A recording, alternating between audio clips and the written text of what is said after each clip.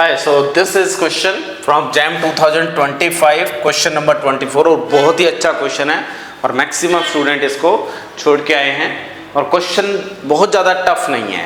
तो क्या क्या कंसेप्ट्स यूज हो रहे हैं वो हम डिस्कस करते हैं। सबसे पहले Fj, F1, F2, Fj वो लीनियर ट्रांसफॉर्मेशन दी हुई है R4 से R पे।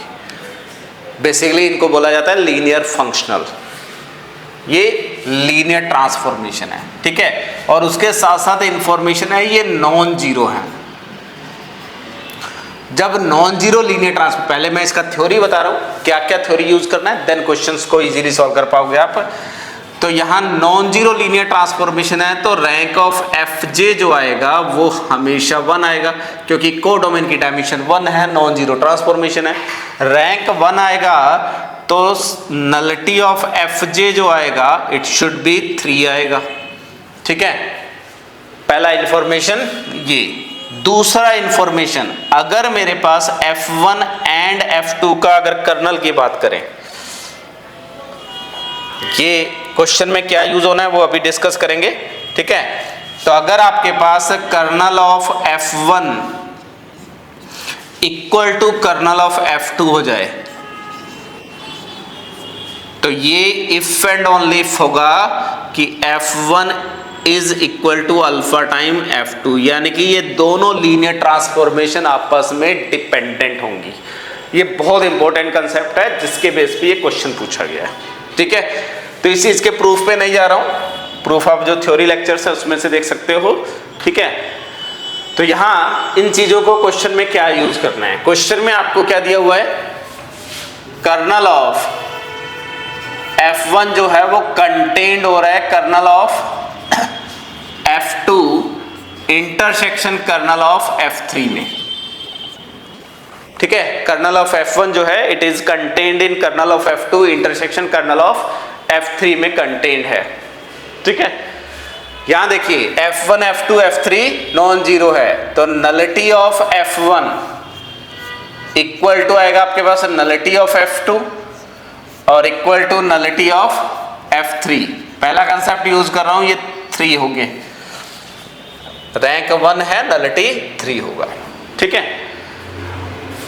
तो इस स्पेस की डायमेंशन 3 है और ये डेफिनेटली कंटेन्ड होगा कर्नल ऑफ F2 में and also contained in kernel of F3 में, क्योंकि F2 और F3 के कर्नल का इंटरसेक्शन है। इस स्पेस की डायमेंशन 3 है, इसकी भी डायमेंशन 3 है, तो definitely dimension of kernel of F2 intersection kernel of F3, ये क्या आ गया आपके पास 3 आ गया।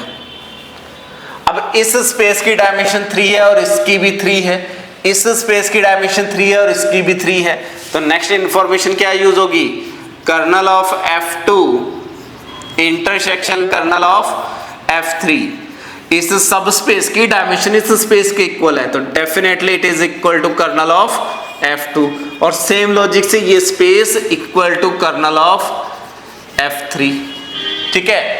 अब ये स्पेस इसमें कंटेन्ड है, इसकी डायमेंशन 3 है, इसकी भी डायमेंशन 3 है, तो कर्नल ऑफ इक्वल टू लिख सकते हैं कर्नल ऑफ F1।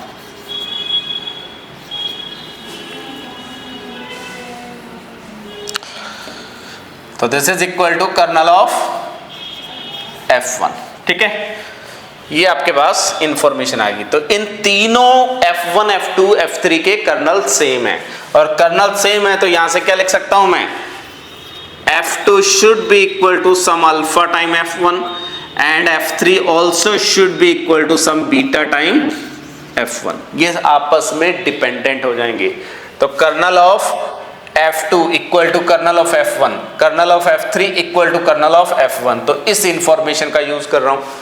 अब आपको जो मैपिंग दी हुई है टी मैपिंग कहां से डिफाइन है आपकी, T is a mapping which is defined from R4 to R3 such that T of V equal to आपको दिया हुआ है F1V, F2V एंड F3V।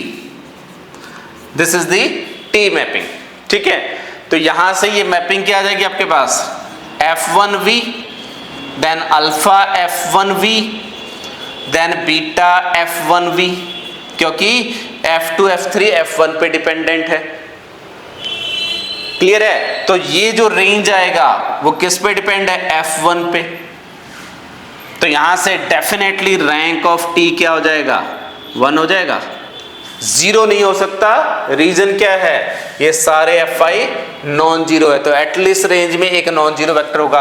तो सेकंड कंपोनेंट फर्स्ट पे डिपेंड है, थर्ड कंपोनेंट भी फर्स्ट पे डिपेंड है। तो रेंज में सिर्फ एक ही कंपोनेंट है जो आर्बिट्रेरी है, और वो डेफिनेटली कंपोनेंट नॉन जीरो होगा।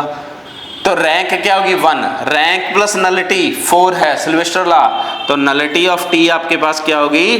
3। ये एग्जैक्ट जो कंसेप्ट आपसे पूछा गया वो यही है। ठीक है? तो आप देखो, क्वेश्चन करते टाइम हो सकता है कुछ पर्टिकुलर एग्जांपल लेके 1-2 ऑप्शन डिस्कार्ड कर दो या क्वेश्चन हो जाएगा, उससे आपको नॉलेज नहीं मिलेगा। नॉलेज तभी मिलेगा जब आप उस क्वेश्चन के एग्जैक्ट कंसेप्ट पे हो। और इस लॉजिक से अगर आप सारे प्रीवियस ईयर क्वेश्चन सॉल्व कर लोगे तो एग्जाम में कहीं भी प्रॉब्लम नहीं आएगी, कोई भी एग्जाम आ जाए।